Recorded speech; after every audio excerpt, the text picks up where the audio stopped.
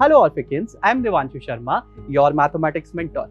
In today's video, we are going to learn about how to compare quantities like ratios and percentages and some of the basic applications of the same in our day-to-day life.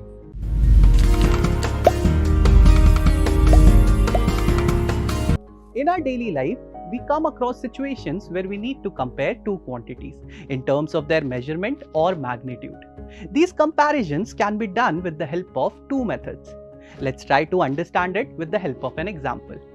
Let's say we have two kids, Isha and Krish, and they have 15 and 5 chocolates respectively. Now, if I want to see how much more or less chocolate one kid has than the other, then this method of comparison is called comparison by difference.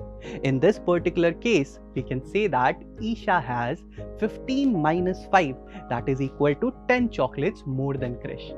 Or otherwise, we can say that Krish has 10 chocolates less than Isha. But what if I want to see how many times more or less chocolates one kid has than the other? In this case, we'll find out the ratios or division of the quantities. And this method is called comparison by division. In this particular scenario, we can say that number of chocolates with Isha divided by number of chocolates with Krish is equal to 15 divided by 5, which can also be written as 3 divided by 1. With the comparison by division, we can say that Isha has 3 times the chocolate what Krish has. Otherwise, we can say that Krish has 1/3 of the chocolates what Isha has. And this division of the number of chocolates with Isha and the number of chocolates with Krish, that is equal to 3 by 1, can also be written in the form of ratios, which is number of chocolates with Isha is to number of chocolates with Krish is equal to 15:5, or can be written as 3:1. In ratios, we need to remember one more thing, that a ratio is said to be in the simplest form if the numerator and the denominator does not have a common factor apart from the number 1. In this example, we can say that 15:5 or 15 divided by 5 is not in the simplest form because 1 and 5 are the common factors of both the numerator and the denominator.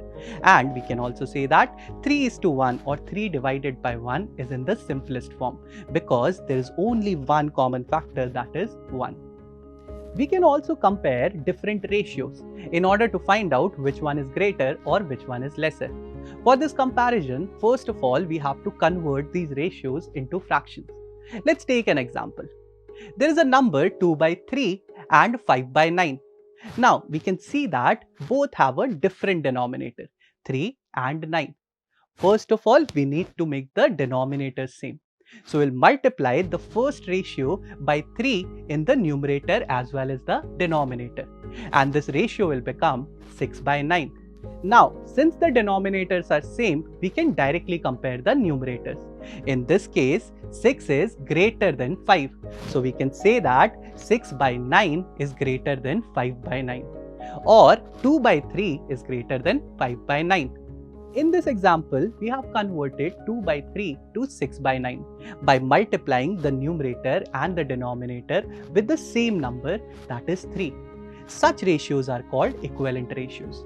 Equivalent ratios are obtained by multiplying the numerator and the denominator with the same number. As we have discussed, this 2 by 3 and 6 by 9 is equal. This equality of ratios is called a proportion. And the numbers 2, 3, 6 and 9 are said to be in proportion. It simply means if two ratios are equal, then they are called proportional. And the numbers or the variables A, B, C and D are said to be in proportion. Now, let's talk a little bit about percent. This term percent is from a Latin phrase percentum, which means per 100 or 100th. So, if I've scored 80% marks in my math test, it means that I have scored 80 marks out of every 100 marks. So, if the total marks are 300, that is 100 plus 100 plus 100, then I should have scored 80 out of each 100. That is 80 plus 80 plus 80, that is equal to 240.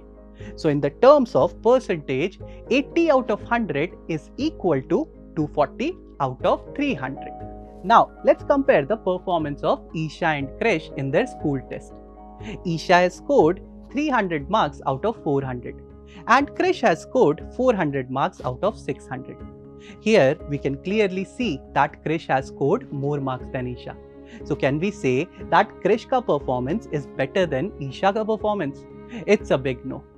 Why is it no? Because the total marks of both the candidates were different.